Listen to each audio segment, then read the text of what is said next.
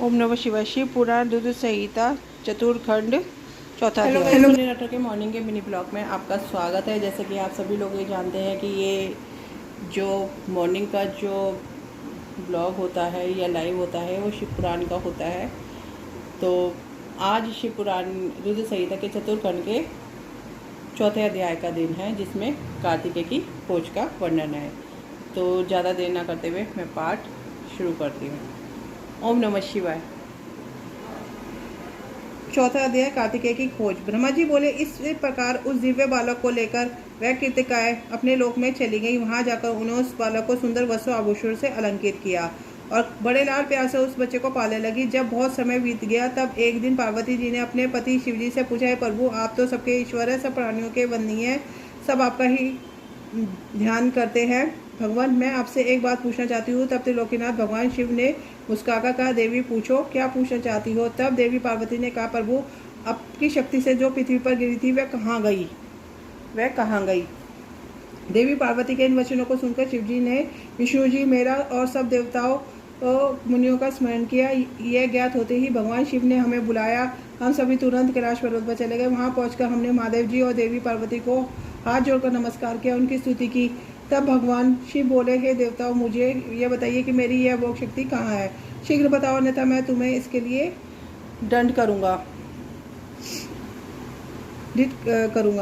भगवान शिव के यह वचन सुनकर सभी देवता भय से कांपने लगे। तब उन्होंने जैसे जैसे वह शक्ति जहाँ जहाँ गई थी वह सभी बातें शिव पार्वती को विस्तार सहित बताई। तब उन्होंने यह भी बताया कि उस बालक को 6 कृतिकाएं अपने साथ अपने लोक में ले गई हैं और उसको पाल रही हैं। सुनकर शिवजी व देवी पार्वती को बहुत प्रसन्नता हुई। वह दोनों अपने उस पुत्र को देखने के लिए बहुत उत्सुक थे। तब शिवजी ने अपने गणों को उस बालक को कृतिकाओं के पास से वापस ले जाने की आज्ञा दी। भगवान शिव की आज्ञा पाकर उनके वीर बलशाली गण, क्षेत्रपाल और भूत प्रेत गण लाखों की संख्या में शिवजी के पुत्र की खोज में निकल पड़े। तब उन सब ने वहां पहुंचकर कृतिकाओं के घर को घेर लिया। यह देखकर कृतिकाएं भय से व्याकुल हो गई। तब कृतिकाओं ने अपने पुत्र कार्तिकेय से कहा कि हमें चारों ओर से असंख्य सेनाओं ने घेर लिया है, अब हमें बचने का मार्ग खोजना होगा। यह सुनकर स्वामी कार्तिकेय मुस्कुराए और बोले कि हे माताओं, आपको डरने की कोई आवश्यकता नहीं है। आपका यह पुत्र आपके साथ है, मेरे रहते कोई भी शत्रु इस घर में प्रवेश नहीं कर सकता। मेरे बाल रूप को देखकर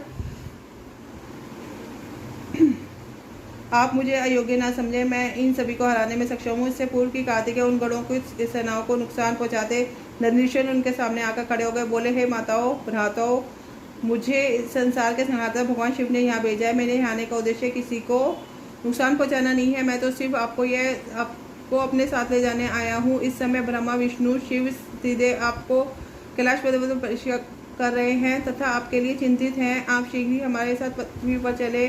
आप अभी तक अपने जन्म के उद्देश्य से सर्वथा अनजान है। आपका जन्म दैत्य कुमार तारकासुर का वध करने के लिए हुआ है, अतः आप हमारे साथ चले। वहाँ पृथ्वी लोक पर सब देवताओं सहित स्वयं भगवान शिव आपका अभिषेक करेंगे तथा देवता अपनी अपनी दिव्य शक्तियों और शस्त्र आपको प्रदान करेंगे।